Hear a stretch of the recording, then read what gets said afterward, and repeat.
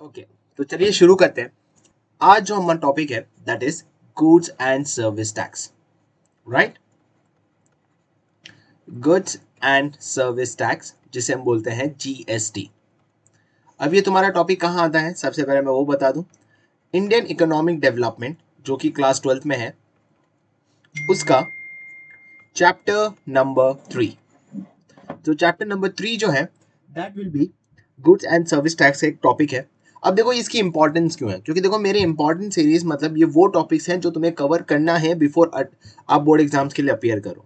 अब goods and service tax इस बार के अमेंडमेंट में इंक्लूड किया हुआ है, मतलब इस बार ऐड किया हुआ है आपके चैप्टर 3 आईडी में। एंड जब सीबीएसई कुछ नई चीज ऐड करती है तो उसके चांसेस है एग्जाम में पूछने की काफी ज्यादा है। And that is the reason कि आज हम करने वाले हैं पूरा का पूरा गुड्स एंड सर्विस टैक्स क्या होता है, क्या उसका स्ट्रक्चर है, क्या उसके मेरिट्स है, क्या उसके डीमेरिट्स है। राइट, सो चलो शुरू करते हैं। तो सबसे पहले समझते हैं कि गुड्स एंड सर्विस टैक्स होता क्या है। इसको हम बोलते हैं कॉम्प्रीहेंसिव टैक्स।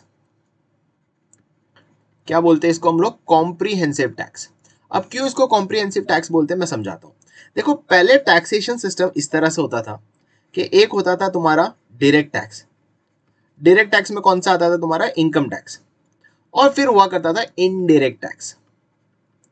अब इनडायरेक्ट टैक्स में बहुत सारे कंपोनेंट्स थे।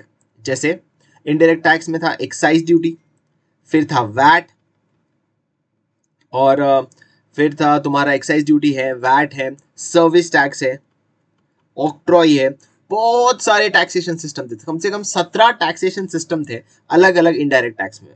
अब एक प्रोड्यूसर के लिए वो काफी डिफिकल्ट होता था अलग अलग जगह अलग अलग कंप्लायंस फॉलो करे। कभी वैट का फॉलो करो, कभी सर्विस टैक्स का करो, कभी एक्साइज का करो। और इसको कॉम्प्रीहेंसिव मतलब इन सभी का टैक्सेशन को एक मिला के जो टैक्सेशन आया है that is goods and service tax. इसको बोलते हैं कॉम्प्रीहेंसिव, मतलब सब कुछ टैक्सेशन को कवर करने वाला। राइट, और जीएसटी का स्लोगन भी है one tax one nation one market. Right, एक ही टैक्सेशन सिस्टम होगा, मतलब 17 टैक्सेशन को मिला के सिर्फ एक टैक्सेशन होगा दैट इज जीएसटी। क्लियर? तो कॉम्प्रिहेंसिव टैक्सेशन सिस्टम था जहां आपका एम यही था कि आपको टैक्सेशन सिस्टम को सिंगल करना है, सिंपल प्रोसीजर करना है प्रोड्यूसर्स के लिए, ताकि उसके लिए इतना ज्यादा प्रॉब्लम्स ना क्रिएट हो। राइट, तो इसलिए एक यूनिफॉर्म टैक्सेशन सिस्टम इन्होंने लाया था। यूनिफॉर्म मतलब एक टाइप का टैक्स सिस्टम होगा, राइट, जो थ्रू आउट द कंट्री चलेगा। राइट, इसका थर्ड ऑब्जेक्टिव, तो हम क्या पढ़ रहे हैं? Objectives of GST. हमने जीएसटी क्यों लाया? सबसे पहली बात, ये कॉम्प्रिहेंसिव टैक्स है, इस टैक्स को uniformly through out the country apply करेंगे। थर्ड था कि जितने भी टैक्स इवेजन है उसको अवॉइड करने का बहुत अच्छा तरीका है। क्यों? क्योंकि देखो जब इतने सारे टैक्सेशन सिस्टम होते हैं तो गवर्नमेंट्स के लिए भी बहुत डिफिकल्ट होता है कौन कौन टैक्स इवेजन कर रहा है। तो बहुत सारे टैक्सेशन सिस्टम में लूप होल्स थे, अब वो सभी लूप होल्स हट जाएंगे बिकॉज टैक्सेशन सिस्टम एक ही है, तो आपको टैक्स इवेड करना मुश्किल हो जाता है। एंड फोर्थ, गवर्नमेंट एक्सपेक्ट कर रहा था कि इससे गवर्नमेंट की टैक्स रेवेन्यू बढ़ जाएगी। क्लियर? तो ये चार ऑब्जेक्टिव के साथ जीएसटी आया। सबसे पहले कॉम्प्रिहेंसिव टैक्सेशन है, second uniform level of taxation है, मतलब एक ही टैक्सेशन सिस्टम रहेगा, थर्ड इसमें टैक्स इवेजन के चांसेस कम हो जाएंगे, एंड फोर्थ गवर्नमेंट एक्सपेक्ट कर रही थी कि इससे गवर्नमेंट का टैक्स रेवेन्यू बढ़ जाएगा।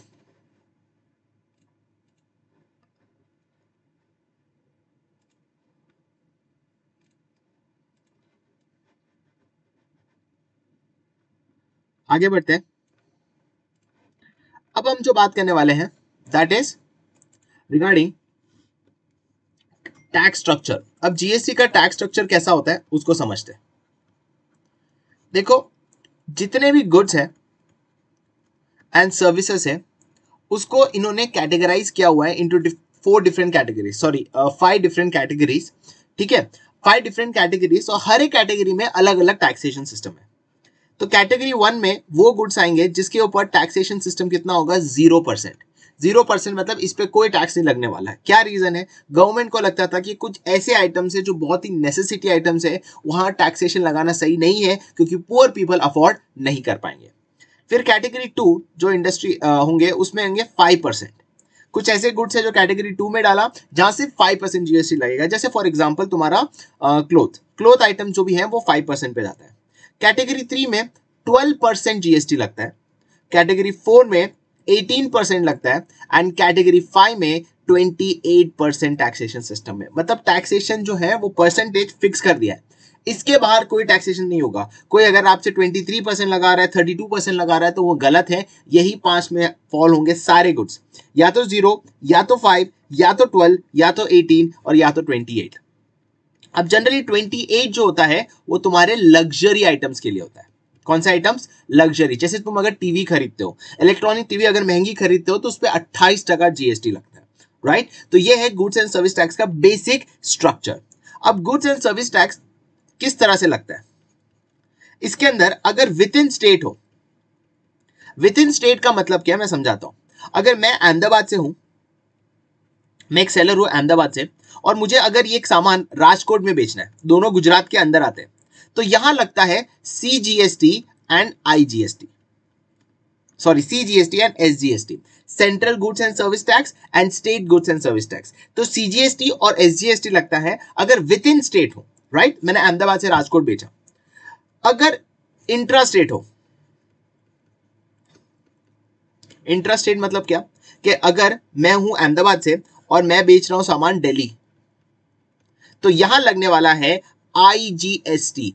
आईजीएसटी का मतलब है integrated goods and service tax, ठीक है? तो अगर विद इन स्टेट है तो सीजीएसटी एंड एसजीएसटी लगेगा, और अगर दो स्टेट्स के बीच में है, मतलब आउटसाइड द स्टेट अगर मैं बेच रहा हूं, जैसे मैं यहां से दिल्ली बेच रहा हूं, बैंगलोर बेच रहा हूं, तो आईजीएसटी लगेगा। क्लियर? अब कैसे लगता है? फॉर एग्जांपल अगर आपके गुड्स कैटेगरी 2 में आता है तो यहां कैसे लगेगा? 2.5 2.5। सपोज कैटेगरी 4 में आता है तो कितना लगेगा? 9 9। और यहां स्लैब डायरेक्ट लगेगा, जैसे कैटेगरी 2 में तो 5%, कैटेगरी 4 में तो 18%। बहुत सिंपल है। क्लियर? तो ये हमने अभी तक पढ़ा टैक्स स्ट्रक्चर।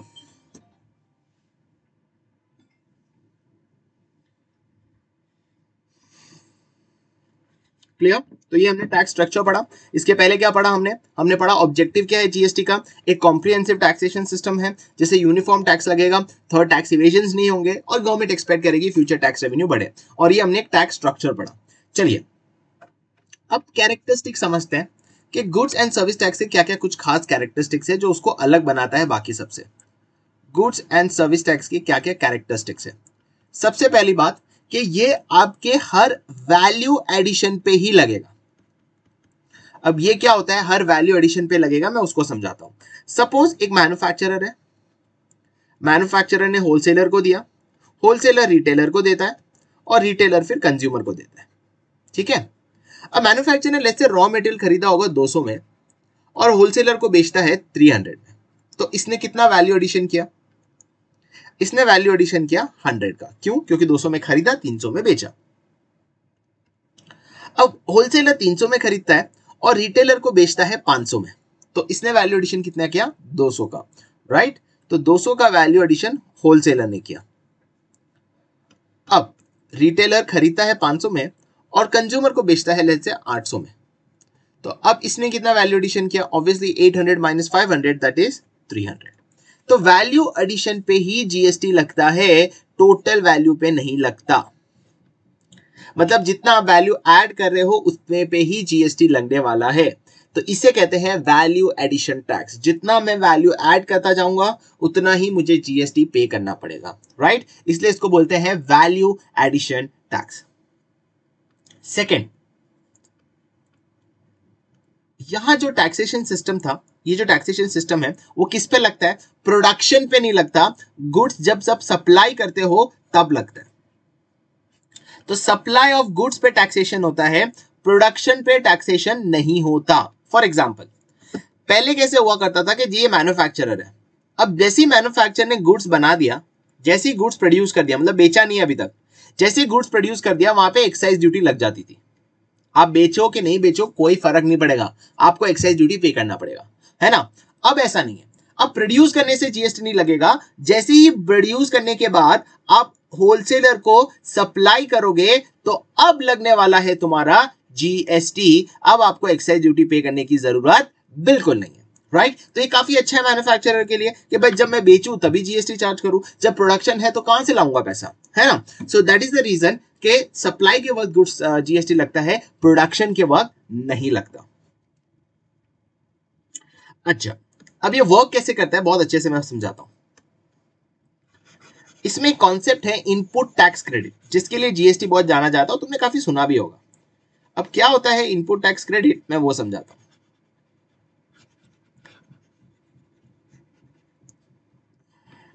मैन्युफैक्चरर ने सपोज ये 200 में खरीदा। अब जब ये 200 में उसने खरीदा तो उसने कितना जीएसटी पे किया होगा। लेट्स से मेरा कैटेगरी जो होती है वो 10 मैं कौन सा कैटेगरी ले लेता हूं, मैं 5% वाली कैटेगरी में ले लेता हूं, ठीक है। तो मैन्युफैक्चरर ने जब सामान 200 में खरीदा तो उसके ऊपर जीएसटी पे किया 5%, दैट इज हाउ मच 10 का उसने जीएसटी पे किया। अब होगा कैसे, इनपुट टैक्स क्रेडिट कैसे क्लेम किया जाता है समझो। अब जब मैन्युफैक्चरर ये परचेस के टाइम उसने पे किया, अब जब मैन्युफैक्चरर सेल करता है, सेल कितने में कर रहा है, सेल कितने में कर रहा है 300 पे जीएसटी कितना लगेगा, ऑब्वियसली 300 पे 5%, दैट इज 50। अब ऑलरेडी उसने उसका कुछ परचेज किया था, कितने में परचेज किया था 200 में, है ना, 200 में परचेज किया था। अब 200 जो परचेज किया है उसके ऊपर जीएसटी पे किया हुआ है, और कितना जीएसटी पे किया हुआ है 10। तो ये 10 जो है वो इनपुट क्रेडिट ले सकता है। इनपुट क्रेडिट मतलब देखिए मुझे 15 रुपए होलसेलर से कलेक्ट करना है, पर ऑलरेडी जब मैंने सामान खरीदा उससे 10 रुपए दे चुका हूं, तो अब मैं सरकार को कितना दूंगा, सिर्फ और सिर्फ 5। ये जो मैंने डिडक्शन लिया है ना उसे हम क्या बोलते हैं, input tax credit. Input tax credit, input tax credit का मतलब क्या है, इनपुट जो लिया उसके ऊपर जो टैक्स पे किया था अब वो मैं इसका क्रेडिट क्लेम कर रहा हूं, उसे कहते हैं इनपुट टैक्स क्रेडिट। चलो एक और एग्जांपल लेते हैं। अब मैन्युफैक्चरर ने किसको बेचा होगा, होलसेलर को, है ना। तो होलसेलर ने कितने में खरीदा सामान, ध्यान से देखो, होलसेलर ने 300 में खरीदा, उसके ऊपर 5% पे किया, मतलब कितना पे किया था, 15 रुपए मैन्युफैक्चरर को पे किया था, है ना। अब ध्यान से सुनना, होलसेलर का मैं यहां बना देता हूं, होलसेलर ने सेल कितने में किया, सामान 500 में, ये देखो होलसेलर ने 500 में सेल किया, उसके ऊपर कितना जीएसटी उसने पे किया, जीएसटी कितना कलेक्ट करेगा रिटेलर से, 500 इंटू 5%, दैट इज 25। अब होलसेलर ने कुछ परचेज भी किया, परचेज कितने में किया 300, उस पे ऑलरेडी वो जीएसटी कितना पे कर चुका है 15, तो अब वो सिर्फ कितना पे करेगा सरकार को 10। इसे कहते हैं इनपुट टैक्स क्रेडिट, मतलब आप जितना वैल्यू ऐड कर रहे हो उतना ही जीएसटी पे कर रहे हो, जो आपने ऑलरेडी पे किया हुआ है at the time of input वो आप क्रेडिट क्लेम कर सकते हो, इसे बोलते हैं इनपुट टैक्स क्रेडिट। इनपुट मतलब जो चीज आपने प्रोडक्शन में इनपुट की तरह यूज किया उसके ऊपर जो टैक्स पे किया वो आप क्रेडिट क्लेम कर सकते हो, उसे बोलते हैं input tax credit, right. So input tax credit will be allowed as deduction, कहां, अगेंस्ट व्हाट, योर आउटपुट। तो जो भी आपका आउटपुट है उसके अगेंस्ट आपको डिडक्शन के लिए अलाउ करेगा, है ना। तो चलो फिर से एक बार समझते हैं। देखो जीएसटी के कैरेक्टरिस्टिक्स क्या है, सबसे पहले सिर्फ वैल्यू एडिशन पे ही आपको जीएसटी पे करना है, आपको टोटल वैल्यू पे जीएसटी पे नहीं करना है। सेकंड, गुड्स जीएसटी कब लगता है, सप्लाई पे लगता है, प्रोडक्शन पे नहीं लगता। और तीसरा, input tax credit. Input tax credit ये कहता है कि जीएसटी जो आप पे कर रहे हो उसमें आप इनपुट जो आपने इनपुट लिया उसमें जो टैक्स पे किया वो आप क्रेडिट को अलाउ कर सकते हो एज अ डिडक्शन, राइट। तो ये है जीएसटी के कैरेक्टरिस्टिक्स। अब बात करते हैं इसके मेरिट्स। चलिए जीएसटी के मेरिट्स क्या क्या है, क्या क्या फायदे, now this is also very important, GST के क्या क्या मेरिट्स है। देखिए इसके पहले अभी तक हमने क्या पढ़ा, एक बार क्विक रिवीजन कर लेते हैं। जीएसटी जो है एक कॉम्प्रिहेंसिव टैक्सेशन है, यूनिफॉर्म बेसिस चलेगा, टैक्स इवेजन होने के कोई चांस, टैक्स इवेजन कम हो जाएंगे और गवर्नमेंट एक्सपेक्ट करती है कि उससे रेवेन्यू भी बढ़ेगा। टैक्स स्ट्रक्चर किस तरह से है, गुड्स को अलग अलग फॉर्म में कैटेगराइज किया है, 0%, 5%, 12%, 18% एंड 28%। जीएसटी किस तरह से लगता है, विद इन स्टेट है तो सीजीएसटी और SGST, central GST and state GST, और अगर इंट्रा स्टेट है मतलब एक स्टेट से दूसरे स्टेट में ट्रांजैक्शंस होता है तो आईजीएसटी लगता है, राइट। और जीएसटी के कैरेक्टरिस्टिक्स हमने पढ़ा कि वो वैल्यू एडिशन पे लगता है, आप जीएसटी जो है वो प्रोडक्शन पे नहीं सप्लाई पे लगाते हो, एंड थर्ड आपको इनपुट टैक्स क्रेडिट मिलता है। अब जीएसटी के फायदा क्या है, सबसे पहला फायदा सिंप्लीफाइड टैक्सेशन सिस्टम है। सिंप्लीफाइड टैक्स सिस्टम है। तो इसका मतलब क्या है? अगर सिंप्लीफाइड टैक्स सिस्टम है, सिंप्लीफाइड टैक्स सिस्टम होने की वजह से अब आपको क्या भाई अलग अलग अलग डिपार्टमेंट जाने की जरूरत नहीं है, एक ही डिपार्टमेंट में सारा टैक्स हो जाएगा। एक ही टैक्स है, पहले 17 टैक्स थे, 17 डिपार्टमेंट घूमो, 17 डिपार्टमेंट के रिटर्न्स फाइल करो, अब सिर्फ एक ही टैक्सेशन सिस्टम है, एक ही टैक्स फाइल करो। तो सिंपल टैक्सेशन सिस्टम हो गया। सेकेंड, अब इसमें ब्लैक मनी ट्रांजैक्शंस खत्म हो जाएगा। कैसे ब्लैक मनी ट्रांजैक्शंस खत्म हो जाएगा? ध्यान से सुनो, अब बताता हूं, बहुत अच्छा है ये। एक होलसेलर को पता है कि देखो उसको इनपुट टैक्स क्रेडिट मिलने वाला है। ये होलसेलर ने, मेरी बात सुनो, होलसेलर ने सामान कितने में बेचा? 500 में। उसके पास जीएसटी कितना कलेक्ट किया रिटेलर से? 25, है ना। पर अगर वो इनपुट किसी रजिस्टर्ड पर्सन से अगर नहीं लेता है, फॉर एग्जांपल अगर ये मैन्युफैक्चरर जो है वो जीएसटी में रजिस्टर्ड नहीं है, अब अगर वो जीएसटी में रजिस्टर्ड नहीं है तो वो जीएसटी चार्ज नहीं करेगा, और अगर वो जीएसटी चार्ज नहीं करेगा तो आपका इनपुट क्रेडिट क्लेम नहीं होगा, और जब आपका इनपुट क्रेडिट क्लेम नहीं होगा तो आपको 25 रुपए जीएसटी पे करना पड़ेगा। तो हर एक प्रोड्यूसर या हर एक होलसेलर यही सोचेगा कि मैं जीएसटी जिसके पास है मैं उससे ही परचेज करूं ताकि मुझे इनपुट क्लेम मिले, है ना। तो अब ब्लैक मनी ट्रांजैक्शंस कम हो जाएगा, बिकॉज मैं उसी से परचेज करूंगा जिससे, ब्लैक मनी का मतलब है कि पैसा दिखाना नहीं सरकार को बताने का ही नहीं कि अपने बीच में सेल्स एंड परचेज हुआ, उसे बोलते हैं ब्लैक मनी। सरकार को बताना नहीं। पर अगर अब मैं खरीदूंगा किससे? मैं परचेज करूंगा ओनली रजिस्टर्ड यूजर से, तो उसका फायदा क्या होगा? ऑटोमेटिकली ट्रांसपेरेंसी बढ़ जाएगी, राइट। ट्रांसपेरेंसी क्यों बढ़ जाएगी? कि ऑब्वियस की बात है कि भाई अब मैं सिर्फ और सिर्फ उससे खरीदने वाला हूं जो रजिस्टर्ड यूजर है, तो गवर्नमेंट को पता है कि कौन किससे सामान खरीद रहा है, तो ट्रांसपेरेंसी बढ़ जाएगी और ब्लैक मनी कम हो जाएगा।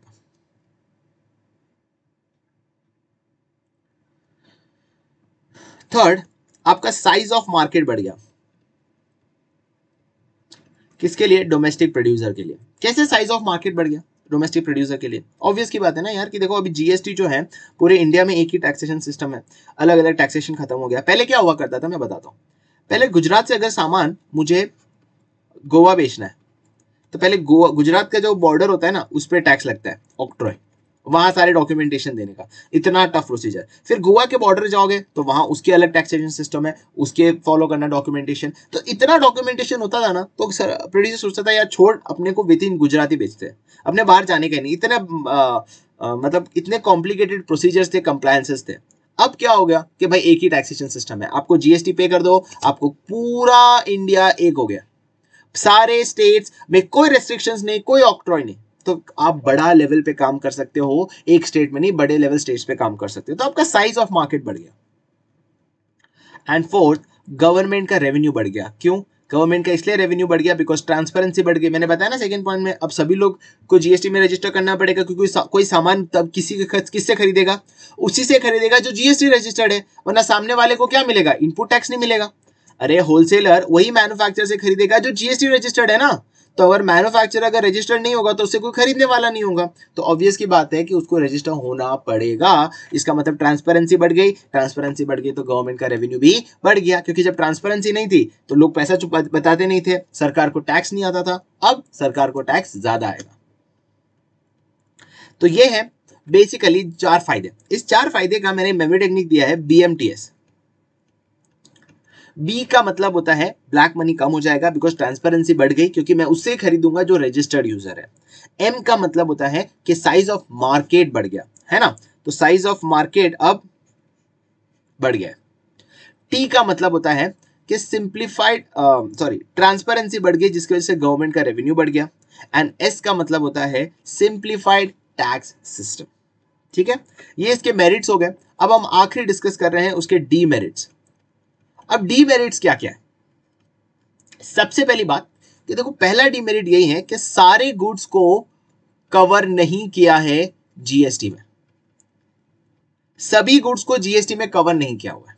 जैसे आज भी पेट्रोल, इलेक्ट्रिसिटी, डीजल, ये जीएसटी के परव्यू में नहीं आता, इस पे अभी भी पुराना टैक्सेशन सिस्टम लगाया हुआ है, which is not a good thing. यार जीएसटी सभी पे लगना चाहिए ना, सभी गुड्स पे लगना चाहिए, राइट?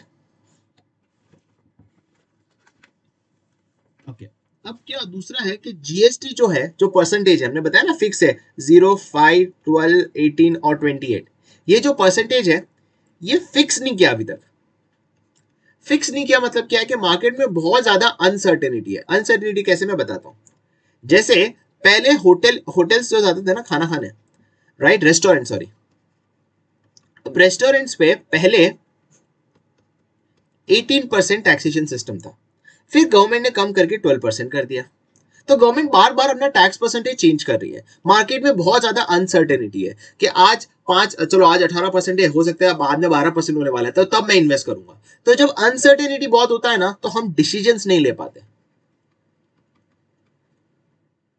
राइट। और डिसीजंस क्या नहीं ले पाते कि क्या हमें इन्वेस्टमेंट्स करना चाहिए या नहीं करना चाहिए, क्योंकि क्या पता कल टैक्सेशन सिस्टम कम हो जाए, हमें और फायदा होगा, राइट। तो जो ये अनसर्टेनिटी है मार्केट में, वो थोड़ा सा एक लिमिटेशन है जीएसटी के। तो जीएसटी के दो लिमिटेशन है कि सभी गुड्स को कवर नहीं किया है, और मार्केट में बहुत ज्यादा अनसर्टेनिटी है with respect two fixation of GST percentage. कभी कभी गुड्स पे चेंज हो जाता है, जैसे कपड़े पे भी हुआ था। कपड़े पे पहले 12% था, अब उसको बाद में 5% कर लिया। तो जो अनसर्टेनिटी है उसकी वजह से हम डिसीजन प्रोड्यूसर नहीं ले पाता कि इस वक्त हमें इन्वेस्ट करना चाहिए या नहीं, है ना। तो अभी तक हमने पूरा का पूरा जीएसटी कवर कर लिया है।